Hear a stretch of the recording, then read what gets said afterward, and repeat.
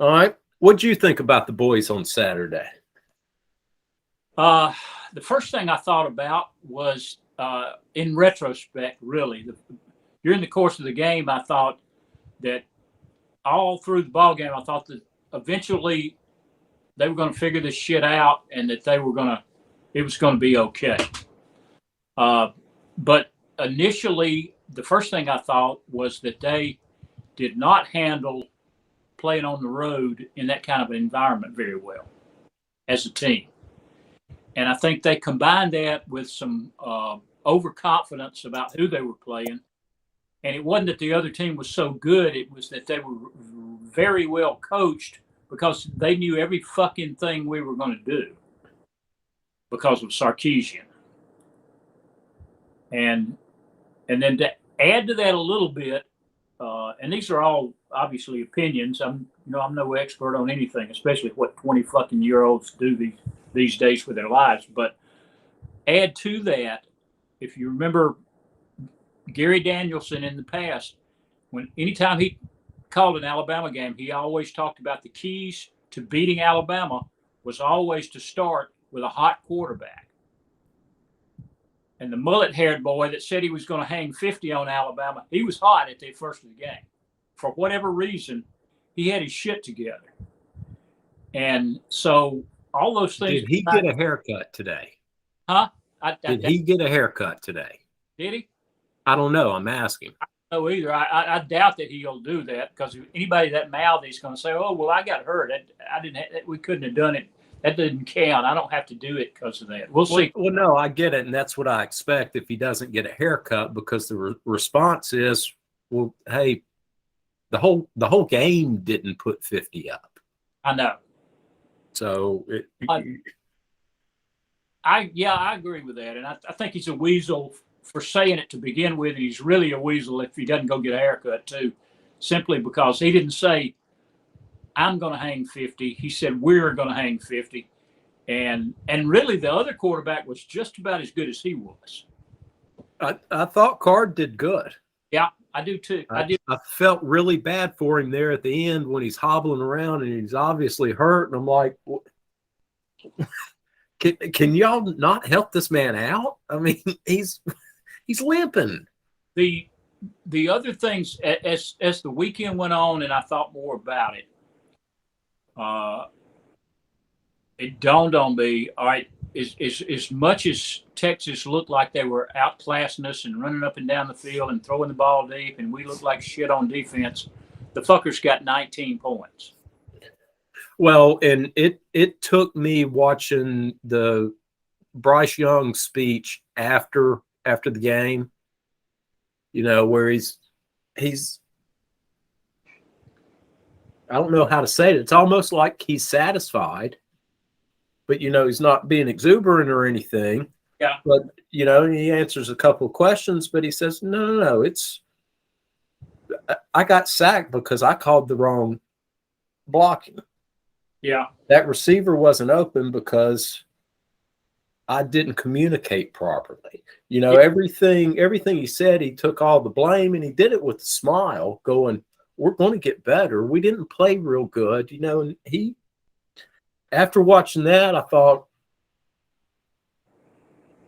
okay, you can't argue with that young man. You really can't, except I will say two things about it. Okay. First thing is he's a lying motherfucker because about half the time the things he's taking blame for were not his fault. But I respect the fact that what he's really saying is, hey, we're a team here. We're not singling people out. We win and we lose as a team. And if we don't all do our job, then none of us do our job. That's really what he was trying to do.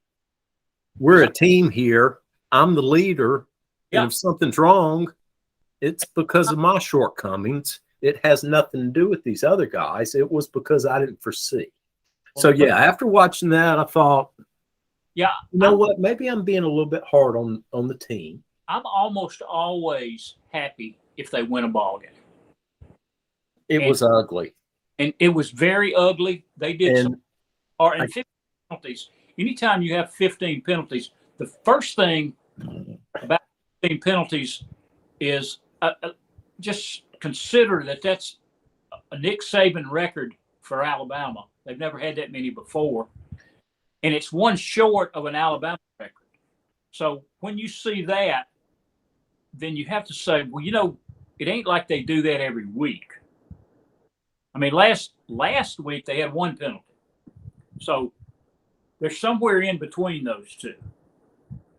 And so I think the crowd caught them by surprise and gave them a lot of trouble. Texas always has good football players, and they're coming, and they're going to be a good team. And I can assure you, one of the texts that I sent out in the course of the day pointed out that every 2 years we're going to have to do this shit.